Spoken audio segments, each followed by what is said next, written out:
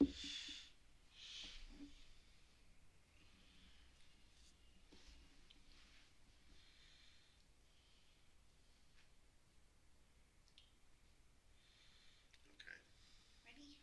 Maybe, not yet.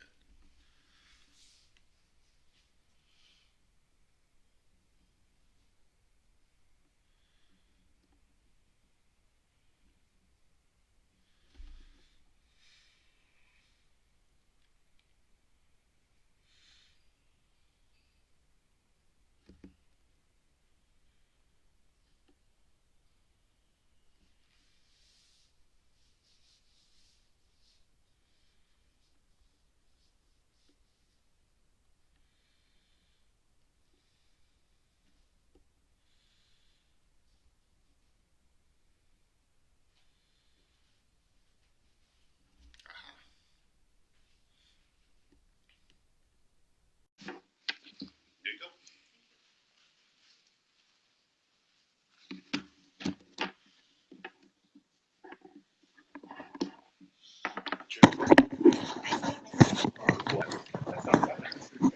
Perfect. Hi, RJ. All right. How about We got that? technology working. You're in business.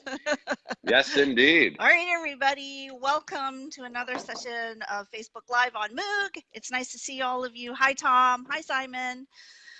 Today, we have a very special guest. Oh, that's much better. Yes. So today, RJ will be joining us. We're going to let people, give them a little bit of time to join. Not everybody's on yet, but while we're waiting, a couple of announcements. So next week we'll be on at the same time, same place. It will be Isabel and myself back to normal. We'll answer your questions. All right. Well, I guess we should just go ahead and get started then. Anyway, today we are joined by our very special guest, Mr. RJ Pittman, who, of course, everybody knows is our new CEO. I'm very proud to be working for him, and he's been doing a great job here. So he's available to answer any of your questions. But first, I think he had a little bit something to say. So RJ, take it away. Good morning, everyone. Thanks, Dee. Great to be connecting in. We're trying this in the virtual sense, which is fun. Dee's down at HQ in Sunnyvale, and I'm up at our office in San Francisco. And it has been a fantastic first 4 months on the job. We have been moving mountains, as it were, and we're just getting started. There's lots to talk about, lots of forward progress, lots of changes. And look, one of the things we said, Dee, right, is that we would together be getting on Facebook Live here on a regular basis, making it an important commitment, investment to listening and taking feedback in from our customers. I had a great kickoff session with you, probably 6-8 weeks ago. We agreed it was high time to get back on and reconnect with our customers and partners. So here we are again today. This session is for you all. It's a great resource for me and the team because we bring all of these sessions and all of your feedback, questions, and dialogue into the teams. And as we're getting the house in order for Matterport 3.0, as we call it, and all of the new things we're doing and the new path forward, it's instrumental that we're incorporating this dialogue into the plans, into the roadmaps, and into the way we do things. So my whole team is excited that I'm back on today, and they'll be anxious to hear the download. I always give a download of this in my exec staff meeting on Wednesdays, and we all discuss, debate, and I delegate action items, and we go tackle stuff. So it's becoming part of the new routine here that the customer's at the center of everything we do, our customers and partners. So with that, delighted to be here with you, Dee, and as master of ceremonies, I'll let you All right, so we already have a question from Bill Manners. He has some questions regarding the new Showcase 3 and the fact that Showcase 2 will be deprecated on June the 1st. So can you address that? Sure. Look, so, I made a little bit of an allusion to it, but, as part of our big series of announcements, I think I talked about these a little bit in the first session, but we've been moving very quickly to advance the ball with our entire product lineup, right? From capture to showcase to workshop, and making some very significant investments in the infrastructure, a lot of capacity and scale improvements under the hood, as well as usability enhancements as well. There's so much that we need to do to really ensure that as we continue to grow and get more and more Matterport spaces under management, that our systems can keep pace. And it's quite a task, I should tell you. And so these things are really, really important. And many of the changes you may not see as a user of the technology, but you'll be able to feel as we continue to grow and things become more performant, more stable, more reliable all over the world. So that's a little bit of the genesis behind it, just that there's more to it than you might realize. We're not just trying to move everybody's cheese and change the user experience and things arbitrarily. There's a lot of intention and thought and analysis that goes behind this. Now, having said all of that, you know, it's important when we bring out the new technology that gives us that, you know, stability, security, reliability, to transition everybody to that as quickly as possible. Because then you're going to be on the best of our software, the software you can count on. And but we know that that's a bit of a process, and there are parts of this equation that you know, people have to transition to. And I can tell you that the whole 3.0 team, you know, from capture to workshop, showcase, everything in between, we're very cognizant of this and actively monitoring people as they're moving through the migration path. And for some, it's been, you know, super straightforward and terrific, and others, you know, it's a process that we're here to help. And so what we're not going to do is leave anybody behind. You know, we put dates in place because we want to get on towards 4.0, and we want to keep moving forward and bringing you great new features and functionality, you know, as fast as possible. We are, if you haven't noticed, dramatically picking up the pace here at Matterport. We are biased to action. We are go, go, go. And again, part of what's important there is we make sure we bring everybody along on that journey. Despite the fact it's going to be a fast pace, we're going to be there. And so we should all be working towards the dates we put, you know, in place. But that's sort of a line in the sand. It's not concrete poured in foundation, right? So we're going to be dialing in and continuing to sort of monitor everybody's progress as we move along. And look, if there's people that are going to need more help and more time, of course, you know, we'll be there and we'll be on standby to make sure that this goes smoothly. We're not going to, you know, we're not going to do things that are destructive. We're, you know, want to delineate between moving quickly and moving senselessly. Like, it's really important we're smart about this. That's great news. All right. So Tom asks, what is the status of the large space scanning? With the monthly plan, which used to allow large scans to be counted as free processing, we are now punished for making better models with more data.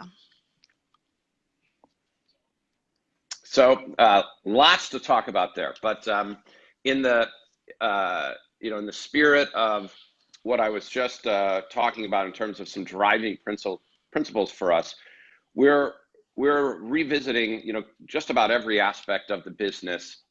That includes the platform and the technology, but it also includes what we sort of describe as what are our models of ownership, right?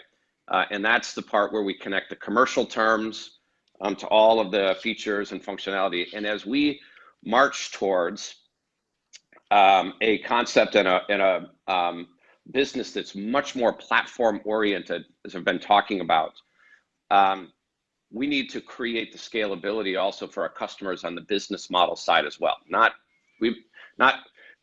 Put it this way, a lot of what we've been designing in the technology is to help us scale Matterport to be able to support even larger models and even larger spaces with even more sweeps. And so we know that the same has to be true on the commercial side of this. And what I can tell you is we are in complete lockstep with both the business side of the house and the technology side of the house. And soon, very soon, this spring, this summer, we hope to be making some really great forward progress and have some announcements for you in short order. Nothing to announce here today live, but we're getting very close. And it's with these very pieces of what you might call concern or feedback that we have in mind that we are intending to address. So stay tuned, more to come very soon. All righty. Vertical trimming, will it be possible? I can actually answer that one. Sure, go ahead. And I have a few too, but I'd love to hear where your head's so at. G, go ahead. That is on the roadmap, correct, RJ? Yeah. Yes. Coming. It is, and there's a number of things that have been going on around building like just continuing to refine the magic of our 3D models, the magic of the dollhouse. And one thing that I can tell you just is sort of a related capability is so fantastic that we've been piloting it with specifically with the captures that are being done and the models that are being made with the 360 cameras. So our support for Insta360 and Theta V, our infrastructure team, our model teams have been fast at work designing some really great algorithms to sharpen and clean up the edges of these models that are created with our new category, which we call the entry-level 3D capture, because we know that the lenses in those devices aren't as powerful as our Pro 2, and so mileage varies, on captures in terms of how clean those dollhouses are. But the team is just phenomenal, and they've been fast at work testing, some new capabilities that ultimately we'll be making available across the entire product lineup that will automatically reduce the noise in not just around the edges of the models, but also the contents and the objects inside the models, which is just awesome. And you can see it today. Actually, it's live and in action with the entry-level support, and we're just learning a ton from this and moving fast. It's one of the things I'm so delighted by and looking at is we've now really emerged as a platform company. We're thinking about capabilities. We're utilizing input that we're getting now from all different types of capture devices. It's really informing how to build a better platform and how to build better true 3D. And I want to accelerate that. This is not something that I want to spend years poking around with. And this was a great example. We've been live for about 15 business days with the full commercial release and support for the 360 cameras, the new plans. And we're already in market with a dramatic step forward in model quality improvements. That's the kind of rapid fire innovation, customer centricity that I love to see at this company. We're going to just keep doing a ton more of that. Terrific. Ravi has a question about the Oculus Go. When will the Matterport app and Oculus Go be actually, quote, usable, allowing us to add our own tours easily? So I'm personal, this one's personal to me. I think I even mentioned Go in the last live session we did. People are very curious out there in the Matterport community, just our broader position with VR in general. And I've been in the lab. I've seen some really cool things that people are doing with Matterport spaces, Matterport models, and virtual reality, and blending together some very interesting technology. Some from great third-party partners, and the future is astounding. I'll sort of put it that way. It's just amazing to see what ultimately will be possible. I remain very bullish on the Oculus platform as a whole, and particularly Go is the platform we need to really be great on, because it, to me, sort of represents the mainstream VR approach, disconnected from a PC, super easy to use, at a great price point. I love it. My kids love it. We're all on it. They're all asking me for more Matterport, inside Oculus Go.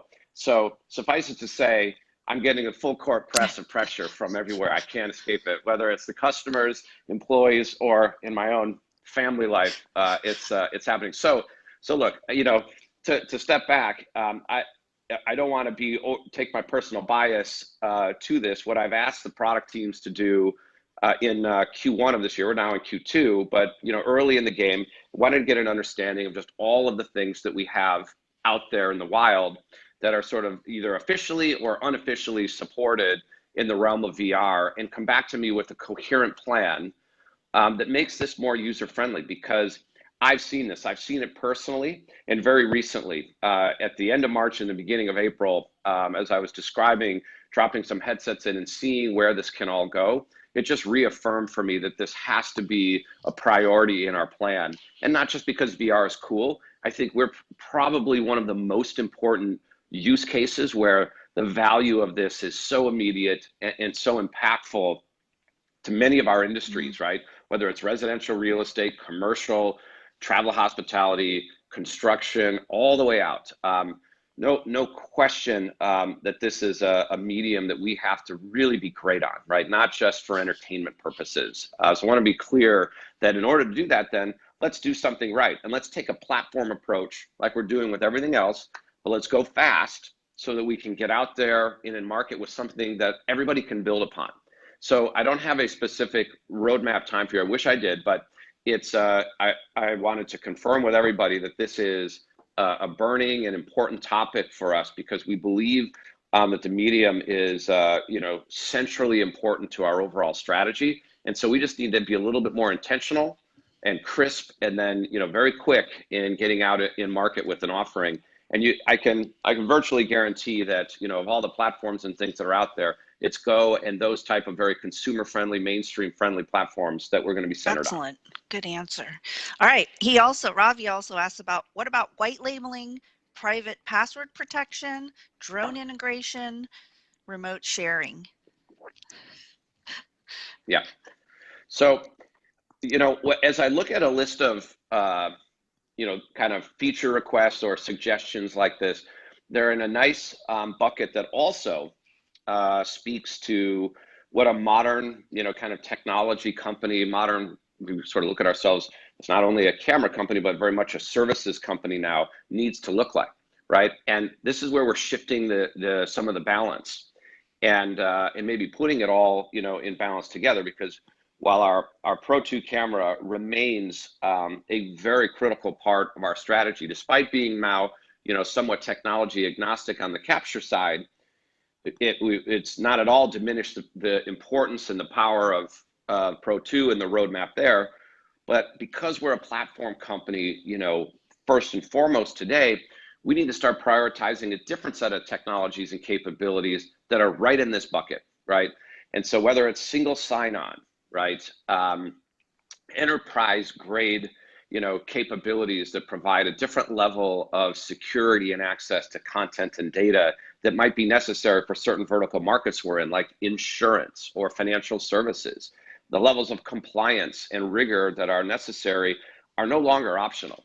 These are table stakes and essential for us to have answers to, have offerings for, if we're going to be serious about playing in the space, which we are. We're dead serious about it.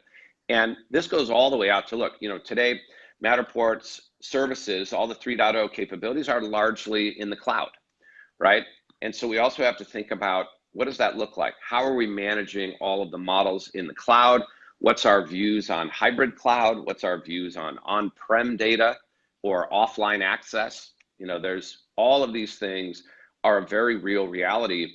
And just like, we've kind of put a focus and a team on really being directive and intentional around VR and what our position is going to be there in the short term, the same is true for the platform and all of these types of things. So you can expect to hear from me more on this in these sessions, but you can also expect to see more coming from Matterport throughout this year, where we're going to be making market progress, a lot of feature and product announcements in this category.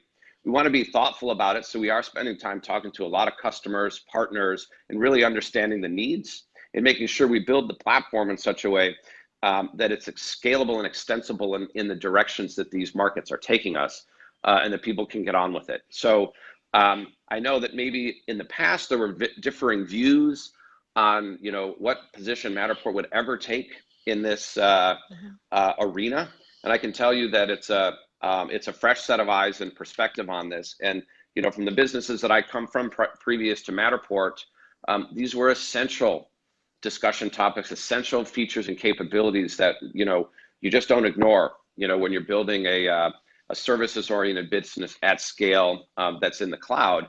and that's who we are. And so, you know, we have a dedicated platform team that's looking at everything from the policies, features and functionalities and capabilities, and in all of these archetypes that I just described. So I think most importantly is that everybody understands that this is a very, very top priority for us. Being a mature commercial platform business is some new muscles that we're training in this company, but it's also new priorities that sort of make up our marching orders. You know, this sits at the center of what we do now, and that's a bit of a change. But we've got the company aligned around this now. The entire company super clear on our vision and strategy, and this platform and all of these considerations are right in the center. Excellent. So Debbie Denk, actually Carl Metcalf says, can you comment why you constantly email our collaborators / clients trying to sell them cameras? That's a good question. And I guess the way I would answer it is kind of twofold. And by the way, I love it. Like, we need to have these kind of open dialogues, right? One thing for sure is that as part of building the Matterport brand, you know, we're trying to create the standard, right? We think 3D capture for the built world is not a differentiator.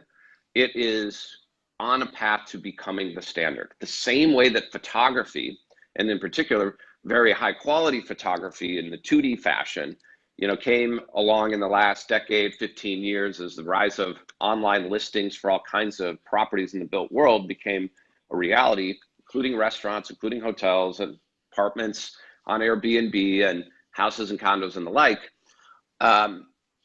This was something that we realized that if we're going to spark this movement, we do need to be somewhat ubiquitous. We need to be everywhere. But we need to do this in balance, right? We need to make sure that, you know, as we're getting the word out there, we want everybody capturing Matterport. We want everybody, whether it's our camera or a Matterport supported camera, or it's not a camera at all, it's somebody that's just getting on using an MSP and click a button, schedule, and capture a space. We want the whole world Matterporting. And I'm not going to rest until we get there. And we're on a great path. We're on a fantastic path with a enormous market advantage and lead right now. Now, to do that, there's two ways you can do that. One is brute force, all in, and just, you know, blanket the world with the Matterport message any which way. Then there's the other end of the spectrum, is how surgical can we be about this and getting to the right people so that we're not overlapping and we're not, competing with or being redundant in how we're communicating, you know, with customers that might already be served by MSPs. And so that means we have to get a lot more intelligent in all of the external actions that we're taking from a market, from a growth and development standpoint. And we're turning up the volume on trying to create, you know, a bigger brand for Matterport, but, you know, with the intention that all boats rise with this tide, right? So if we can create, with our new platform strategy, support for the entry-level product, you know, extending our high-end offering up here with, Pro 2 and beyond, that we think we can create a new addressable market for our partners and for Matterport that's 10x, 50x, 100x where it sits today. I have no doubt in my mind. And that's what we're trying to get to here with this. What we're not trying to do is compete with the existing market at all. What we're trying to do is enhance it and expand it. And we know, again, central to our strategy going forward, that Matterport's not going to do this alone. We are leaning in more than ever on the Matterport partnerships, on the Matterport service provider network. Anybody who is out there carrying a Matterport camera for business, you know, is in business, you know, because of Matterport, is exactly what we're going to elevate. Because there's just no way that our direct business and just selling cameras is going to get us there. We should all be very clear about that. And so what I'm looking at is how do I light up our scan services business? How do I empower and activate our Matterporters with 5x, 10x the business they're seeing today? That is 100% the goal here. And look, we're not perfect right now. I think there are some streams that are kind of overlapping, and we might be bumpy around the edges. But what I can say is we're super cognizant of this. We're getting smart about it. And the second part of our strategy, if component number one is building this platform in the right way and making it robust, making it support all kinds of devices from entry level to Pro 2 to VR devices like Oculus and Oculus Go. The other part of this is really understanding the ecosystem and leveraging it far better than we have today, because we have not done a great job there. Let's just be honest, right? And I think there was a promise, and then there's the reality of what we thought and now see in terms of the efficacy of the global Matterport, service providers, and that promise, I think, was much bolder and much richer than the practice and the reality that I can observe as I go in and analyze. We've got thousands of Matterport service providers in 70 plus countries, I think 100 countries. It's fantastic, but it's not optimized in any way, shape, or form. It's proving to be an invaluable component of our success, invaluable component of our future ecosystem, but boy, do we have to invest there. We have work to do. I see a lot of low-hanging fruit that is going to, I think you'll all see very beneficial to all of us, but we have work to do. And so the comments, again, like, I love hearing those because they are not surprise comments. They're not, they're not anything that we take other than seriously.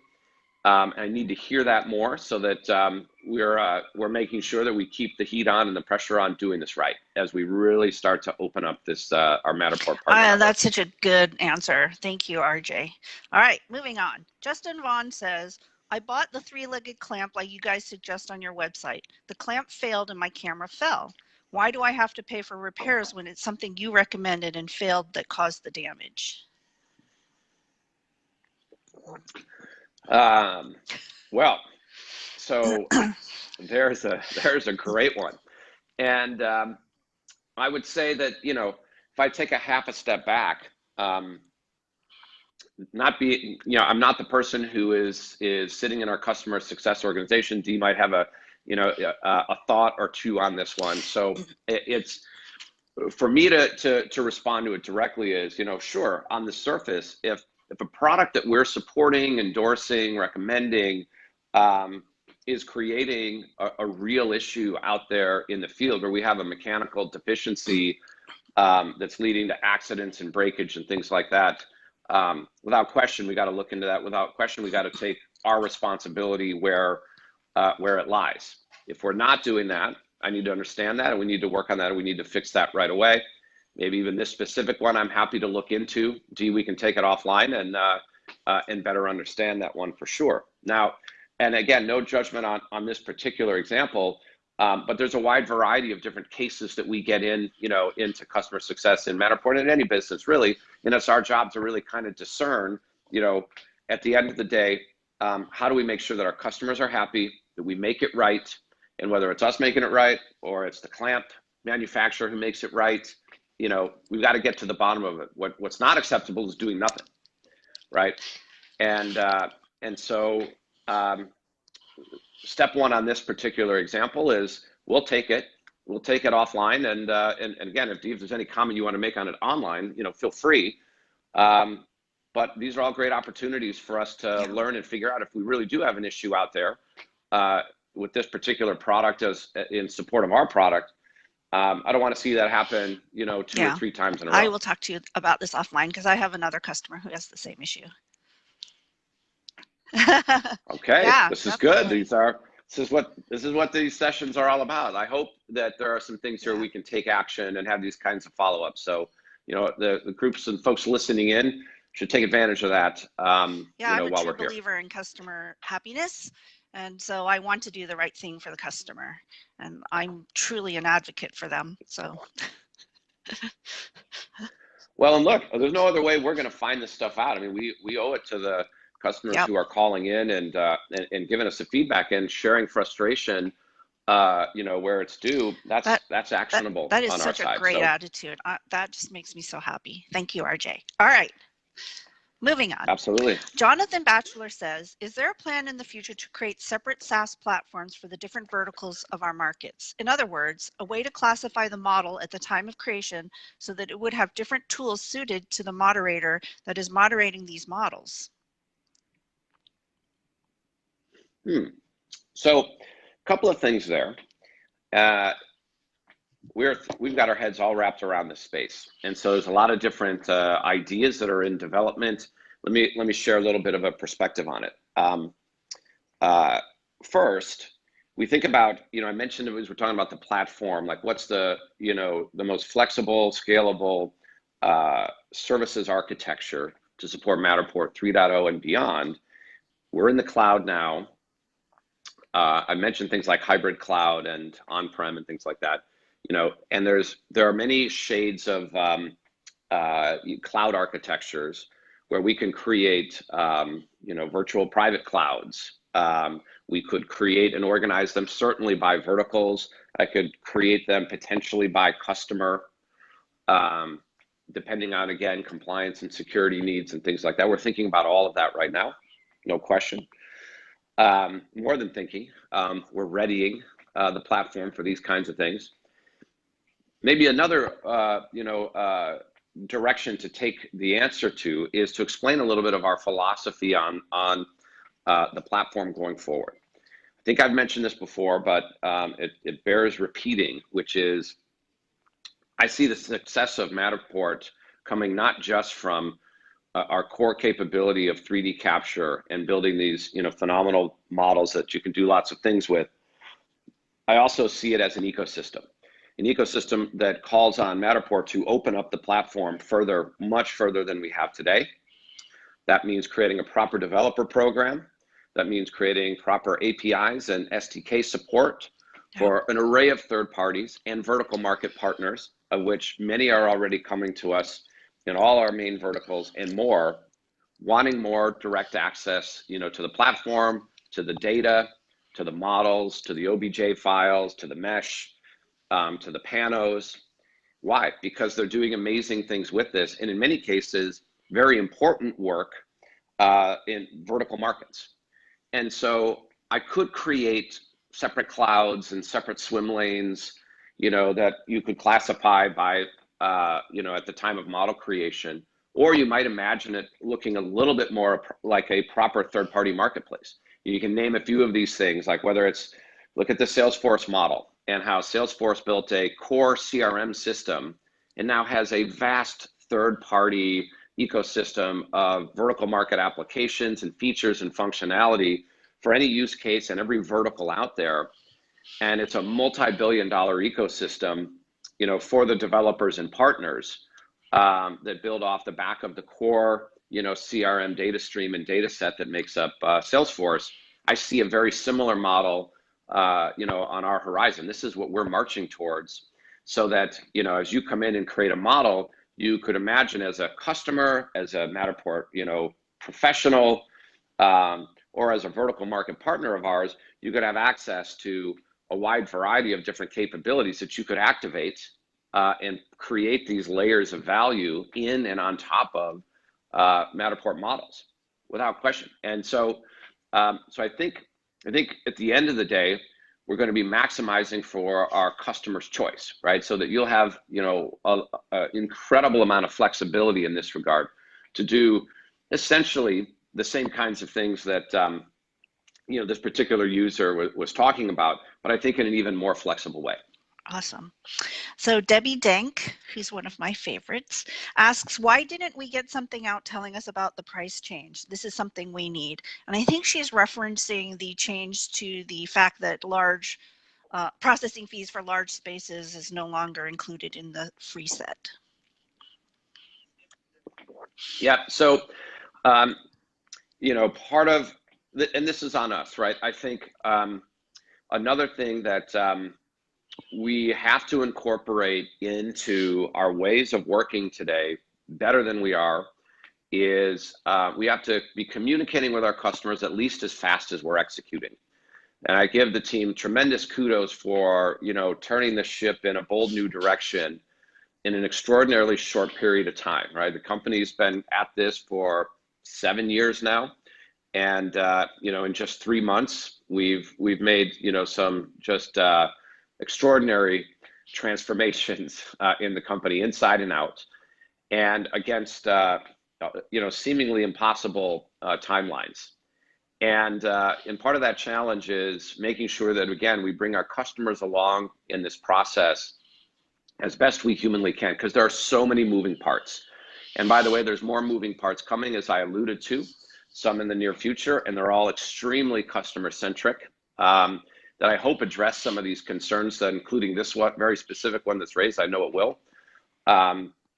And I think in our case, you know, part of what we take back as a learning exercise, even in just the early stages of 2019 here, is, are we doing enough? And I think my teams agree we're not doing enough to stay as far in front of this with our customers and partners as we can.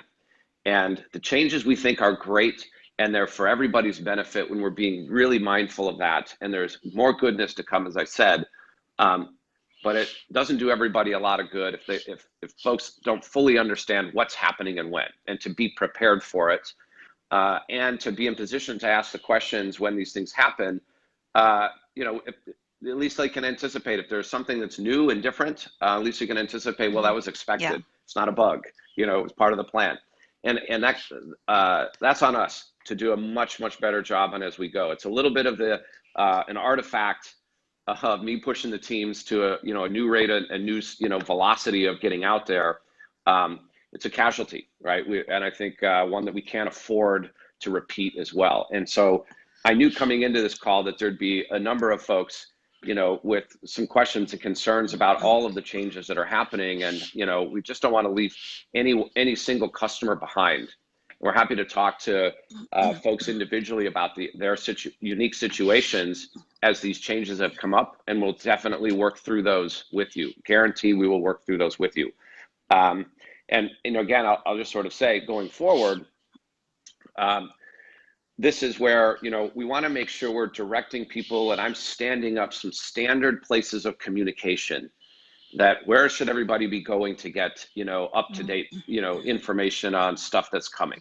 Is it the website? Is it our homepage? And we did some things there with the big launch, and we took over the homepage and made sure that, like, some of our biggest changes were, you know, made clear to everybody, existing customers and new to Matterport, you know, coming right on the homepage. That's not the most sustainable place to put, you know, information, especially for our best customers that have been with us forever. I want to get really organized about that, so that you're not looking in your inbox or your email, or am I going to Facebook page, or, you know, am I going to a blog post that, you know, RJ or the product and tech teams have posted here and there. We're going to get really clear about that, Dee, and then make sure that everybody is there and wired in and paying attention to a more real-time stream of information in that way. So more to come on that. It's a little bit of the work we're going to be putting in place just to help, you know, keep it simple for people to be totally plugged in. Yeah, I think it's so good that you acknowledge that, you know, it's not perfect, and some things have happened, and that you hear from our customers. And I know that means the world to them. So thank you. All right. Well, 100%. So we have a similar question from Chris Green as well as Chris Petracco. Chris says, will the overexposed model problem be eventually solved? And Chris Petracco mentioned the little nibbles issue. So there's some questions about the quality of the images. So I'm not sure I fully understand that one. Some of the models are coming out overexposed. I know that in the back end, we're trying to solve that problem. It's a very difficult problem to solve. Things change all the time. Sometimes you can process a model, it's fine, and then you reprocess and it's overexposed. Because we have a camera that's sort of, you know, one click does everything. We also have sometimes issues with the camera not being able to get depth data when you have like long, thin black rails, for example. And so they just wanted, I think the question is, what are we doing to address those issues? Yeah, got it. So just wasn't quite sure about overexposed. So I'm thinking it sounds like exposure and image quality and that sort of thing. So there is a dedicated team that's continues to focus on this. We already, you know, have observed this. You know, as we now move into a world that is supporting not only Pro 2, but capture devices made by other folks. I'm sure we've been supporting the Leica BLK for a while, and we got some early learnings there as well, that not all lenses and not all capture devices are created equal. That is for sure, and ours, Pro 2 included. And that team has continued, well before I arrived, and and well into 2019.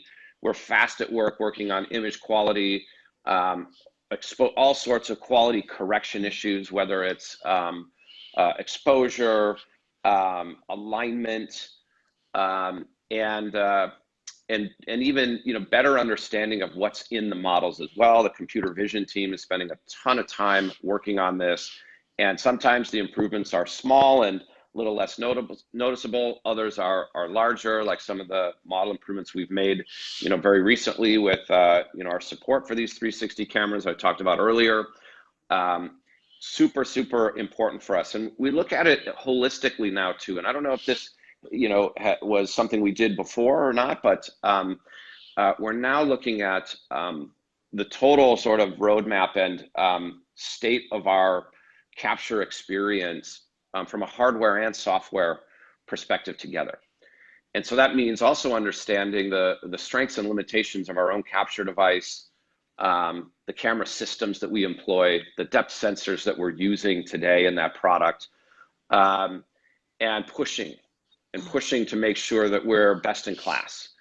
And so the work that's going on in that arena is great, because it's much more collaborative. And we're looking at this, as a joint sort of almost company R&D effort. And I can tell you, without, no new news to report just yet, but that collaboration is going incredibly well. And we're finding a load of opportunities. And again, what I will describe as sort of a number of small wins, but a lot of low-hanging fruit where we can make market improvements along the way. This is important because one of the big differentiators for Matterport has always been kind of two things: simplicity of operation, right? The camera has one button on it for all intent purposes, and you hit capture and go. And that has been a game changer for capturing something as complex and sophisticated as a dimensionally accurate 3D space. Let's be clear. Now but that always comes with some trade-offs. Simplicity and perfect color correction and perfect exposure and the like is tricky, and so some of that goes into post-production, and people have lots of different ways to do that. As we become a platform and open up our data, we're going to be able to allow a lot more great things that people can do as well, post-capture that solve the problem that way, but also we want to do it pre-capture and sort of on board, if you will. And so we're thinking about all sorts of capabilities to really up our game, and be world-class, because this is what sets us apart from everybody else in the industry by a mile. And it doesn't mean that we can rest on those laurels much longer, because the rate at which capture innovation, computational photography is moving it's just mind-bendingly quick and cool. There's just tremendous benefits for us all across the ecosystem, hardware and software alike. Artificial intelligence and computer vision is playing a real role, not just a buzzword compliant role, a real role in transforming image quality. And so we're attacking it from both sides. And we're in a great position because there's very few companies that think about this as holistically as Matterport does. And so we're going to be bringing a lot of benefits to the customer this way. We see those issues on the horizon. We're listening, and it's a key part of our R&D. Yay. So Pat Durkin asks, I think this is mainly an ask of you. How about a floor plan only mode in capture? Should be easy enough to turn off the imaging part of the scan, allowing us to scan a space quicker, but effectively just to create floor plans. I think many of us are leaving money on the table, not being able to scan just for floor plans and allowing customers to go to another source and maybe not come back.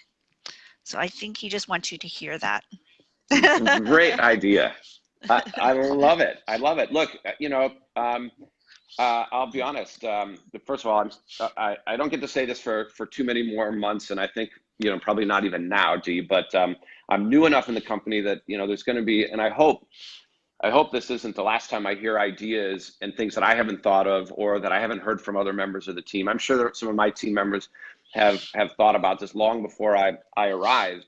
We talk about 2D floor plans all the time, and there should be, first of all, this should be a lot easier to do. It does feel like it's right there. It's either right in the capture. Is there something that, you know, we're making too hard for our partners, or, you know, even the 2D floor plan, you know, partners that we have today, to do this almost in real time. And I love that idea, because if you look at just in the capture app, as you know, you're getting your sort of your mesh, and you can see how things are aligning, and by the time you're ready to upload, you know, take away the, you know, kind of the mesh spray, and you do kind of have a floor plan there that could that be done in software? Yes, absolutely, it could be done. And I'll give you just a little bit of a hint too. The question becomes, now that we're a platform, and once we open our platform and we're very, you know, partner friendly and developer friendly with third parties, does Matterport create it? And do we make it on board right there at capture? Or is this an easy module for one of our third party partners to plug into and create that capability, and then maybe take it to the next level with a, you know, very fancy advanced version of a floor plan. So you could go from basic to having, you know, all sorts of additional metadata and value-added information blown out in the floor plan. It's sort of like a yes to all of those things. Like, this is how, you know, we're thinking going forward. But I love the suggestion. This is exactly, once we become this, you know, we're really a mature platform business. I want to be able to, you know, unlock the flywheel of all of this invention and start creating, you know, that ecosystem that lets so much new innovation, so many new features and functionality just start roaring, you know, out of the gates for our partners, and make it easy for someone who has a great idea to go build it right on top of Matterport, and, you know, make it part of their business. All right, so Mark Shepard asks about the MSP program.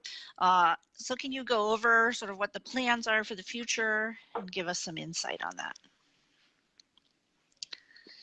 Well, I'll say this. I mean, we're in the early stages. It's one of our strategic priorities for 2019, but by the way, it's so big that it'll just be a strategic priority for the foreseeable future, well into 2020. But we're getting the house in order around the MSP program. And if it was working correctly, we would be accelerating more business into the network, right? That's the whole point of it. And that's what I'm looking at, both from the architecture of the platform itself and the mechanisms by which we load the network with opportunity. You know, we're adding tens of thousands of Matterport spaces, new Matterport spaces under management a week. It's extraordinary, and we're accelerating. These numbers are great, but I think we could be 10x or more in our velocity and rate of Matterporting the world, if you will.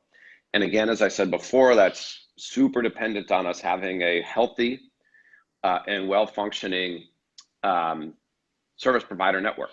And I'm not going to reveal too many details of what that looks like, but I want to have a little bit greater transparency of the network. I want to have better understanding of who's in the network, what the MSPs are capable of, maybe even if they have a portfolio of work that they're proud of that people could see and understand, you know, as they start to get into a world of, you know, Matterporting everywhere, everything. This is an opportunity to really put these brands forward. It's not all about Matterport per se. It's about, you know, the ecosystem that drives it. And that only creates more confidence in people that would love to just have instant gratification, right? I just want this space scanned, this property scanned, this hotel scanned, this office space scanned, this home scanned, like just, you know, and sure, can I schedule it, you know, on April 24th at 2 p.m.? Great. And I can, and what kind of output can I expect? And, you know, what kind of price will I expect to pay? It should just be, you know, walk up simple, like going to an ATM machine. And today it's a little mysterious, right? We haven't really, you know, thought of it in some ways as a first-class service. And there's so much opportunity there, especially in today's, you think about today's gig economy, today's sharing economy, you know, mode of operation, if you really want to get those scale economics, you have to build the platform a little bit differently, and create that transparency and a little more access for the customers that are coming, looking for the easiest way, to get Matterported. Excellent answer. Thank you. All right, Chris Petracco asks, Anton from Geo CB is speaking and moving ahead with features as if his tiny shop doesn't care about the Matterport litigation. Care to comment? Is there any way that Matterport and Geo CB could potentially work together and help each other and create something even better and have all the boats rise? Yeah. So that's my philosophy in business.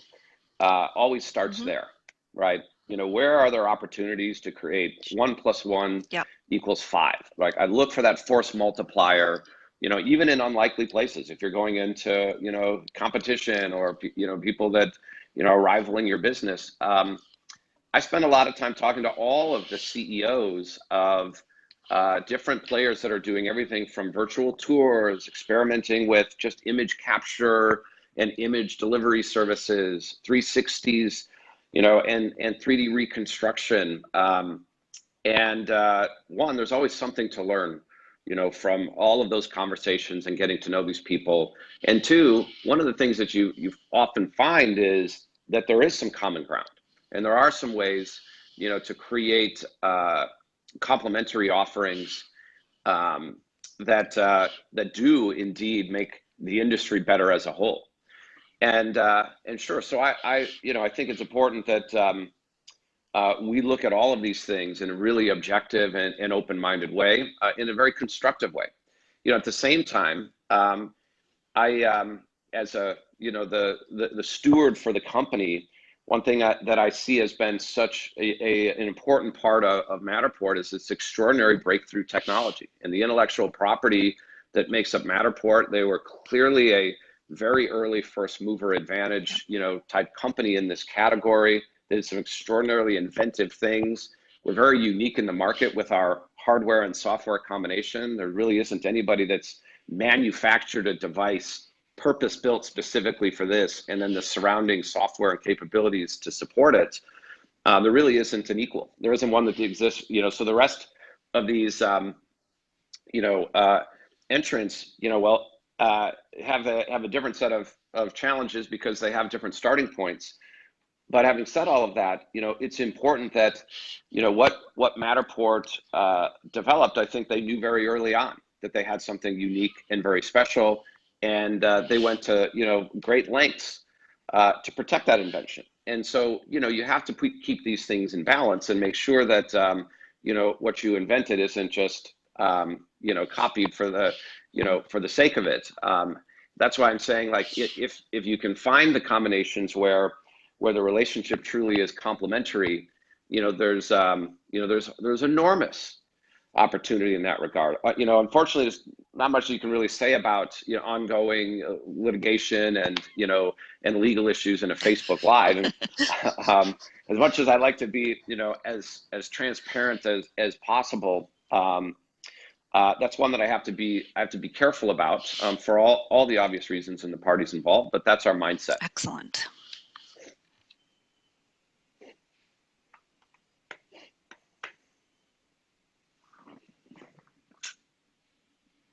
Hi, Krista. Krista says, just popping in to say hi. Keep up the great work. So we've been getting a lot of great feedback, positive feedback. Thank you always for working so hard. Yay. Are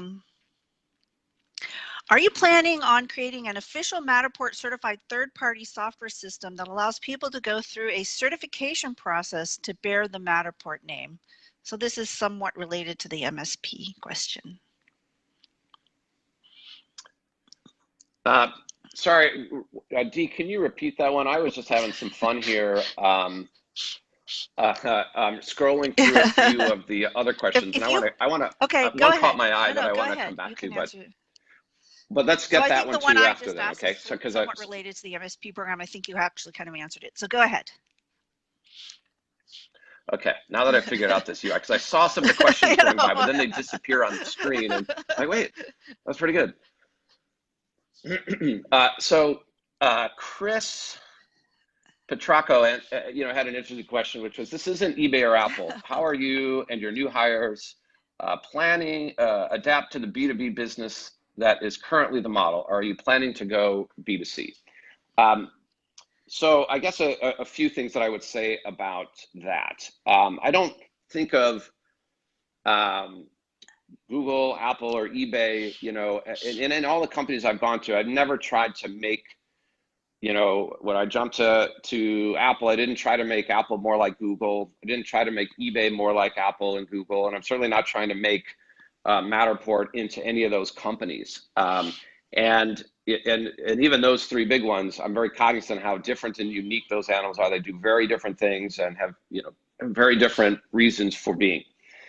And Matterport, we're going to make the best Matterport possible. And if there are takeaways that I have from those companies, one thing is, how do you build a scalable platform? Yeah. Because that part is, very much a necessity for the future of Matterport and for us to achieve our ambition of 100 million spaces under management. Like that's serious business. And in all of the companies, believe it or not, eBay is very much a B2B business. The reason eBay existed is that we created economic empowerment for, tens of millions, hundreds of millions of buyers and sellers in 190 countries. And it was lighting up these businesses to be successful on the platform. Strangely enough, it might feel like it's a consumer business, but, eBay was built off the back of making those businesses successful. Without the sellers, there is nothing. There is nothing. And again, it was a huge part of my focus in my time at eBay, was understanding the seller side of the business, because that's the flywheel that makes everything go around. And you can see that today. That's alive and well. It's where the company really, invests its attention. The same is true at Matterport, right? That's why I'm looking at who's using our cameras. I'm looking at the MSPs. I'm really trying to understand, those who are responsible for creating the models under management flywheel is just, exponentially, so important to us. And that, what I build here in this platform is the kind of thing that unlocks all of their potential, right?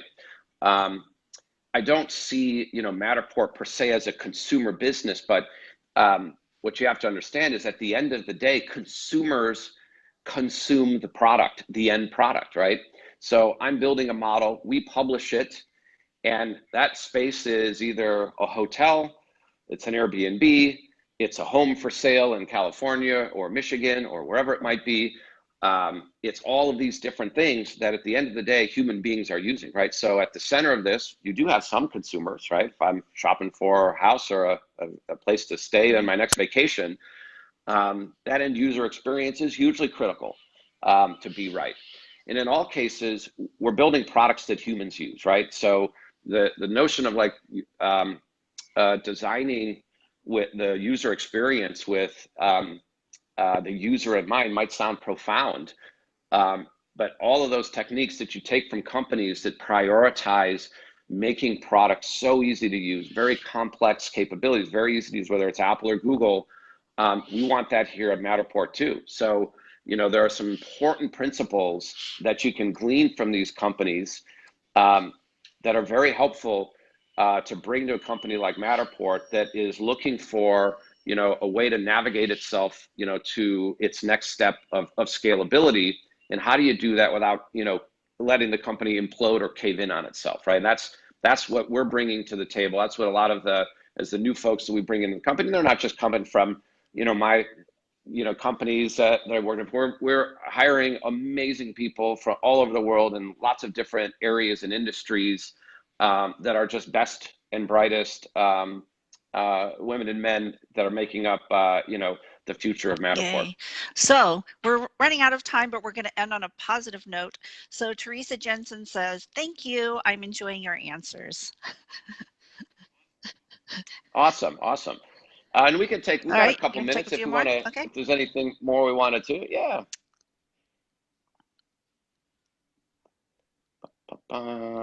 Just scrolling through a few here myself. Here's one. Airbnb, Expedia, et cetera. We're seeing some of these players incorporate virtual tours, but not with Matterport. Any comments on that? Yeah, I mean, part of what we need to do some partnerships with the bigger players is have a scalable enterprise partnership go-to-market model, right? Business model, not just technology model, but also technology as well. How do we create a seamless, easy integration when you're going from tens of thousands, potentially millions of properties? And I am eyes wide open to platforms and marketplaces of that scale. Those are all very interesting places that we would love to be Matterporting and put Matterport in as the standard. And I've seen loads of sort of 360 imagery and experimentation in there around the edges, because it's easy to do, it's cost effective, and you can get a foothold in. But the reality is the performance of a Matterport space. If you have a Matterport space in an online listing, whether it's a rental, an apartment rental, or an Airbnb, or it's a home for sale, the metrics are off the charts. I mean, we move occupancy 15% in travel and hospitality. That's why you've seen the case study. It's on our website from Vacasa. This is why HomeAway is a partner of ours, and now moving tens of thousands of Matterport data into the HomeAway community, and with more to come. And we're in a phenomenal partnership with Redfin. They've seen the value proposition as well, and every Redfin listing they can possibly get their hands on will have a Matterport listing, which is great, but nowhere near sufficient. And so as we ready ourselves as again, a more intentional and confident platform type of business, we need to make it easy for these larger partners and platforms to integrate with us. And so there's been work to do technically, but also work to do on the business model, so that it scales and it makes sense to them and it makes sense to us.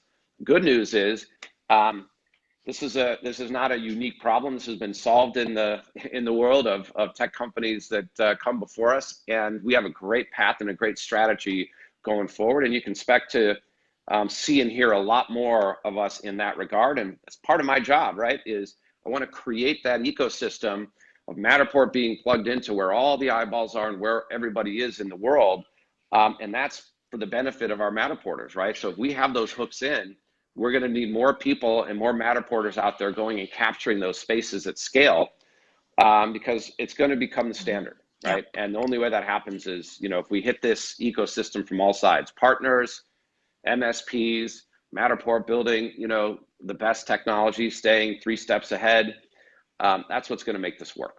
And I'm super excited about it. In fact, I couldn't be more fired up about this company. It's what I get out of bed usually an hour earlier than I'm used to, because I love it. Just like today, I came, charging into the office to do Facebook Live and reconnect with the customers. I get a ton of energy from it. I like the hard questions more.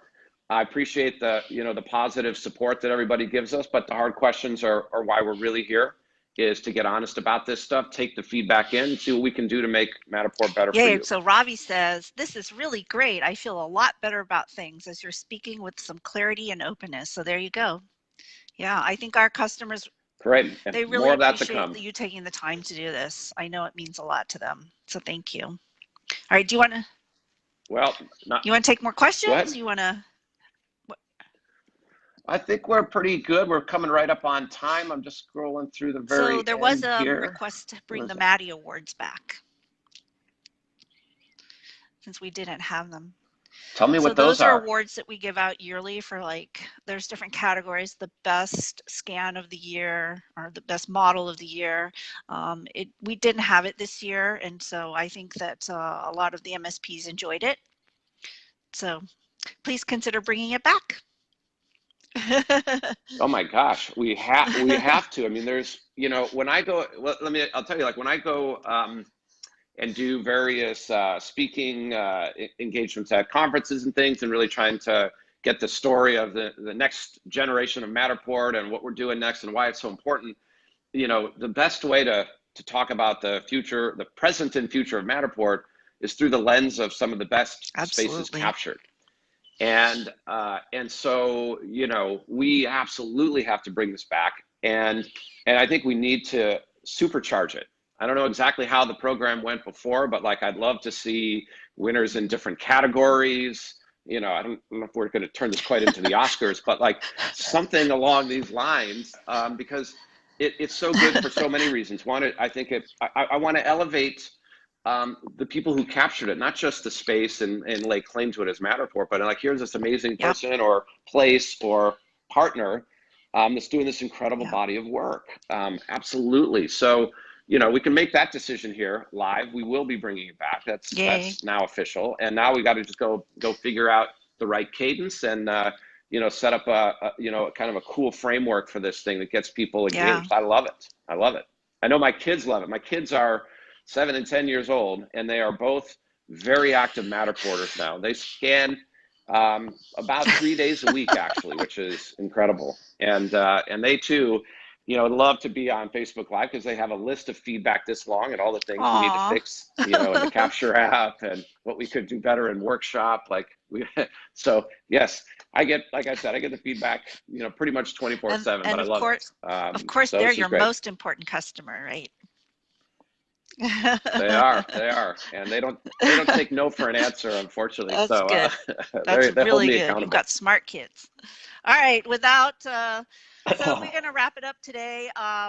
We have been getting a lot of positive feedback. People are saying, thank you so much. Can we do this more often? So there you go. We do plan on having RJ come back on a regular basis. And I do thank you so much for taking the time, because I know you're super busy. And thank you. It's customer happiness is definitely important. You bet. And, you know, one last thing I'll leave folks with that's related to that. So, you know, in fact, I may come back on again even sooner. Like for sure, we're doing this once a quarter, and if I'm trying to get it more like twice a quarter is almost the right cadence. But in some cases, we may do an ad hoc show like this when we have announcements that come out. I want to send it around some of the changes and things that are happening, and let people have some Q&A where I can just sort of, you know, expand on whatever we put out there in the press or, you know, on our website and such. Give people a chance also to react. Ask me questions and give us feedback. So that's going to also be, you know, a new thing that we do. And awesome. Thank you so much. And thank you everybody for tuning in. And for those people who are watching afterwards, again, remember next week we will be back on Tuesday at the same time, 9 o'clock Pacific time. And until then, thank you for joining us. Bye. Thanks, RJ. Bye. Bye, everyone. Thanks for joining.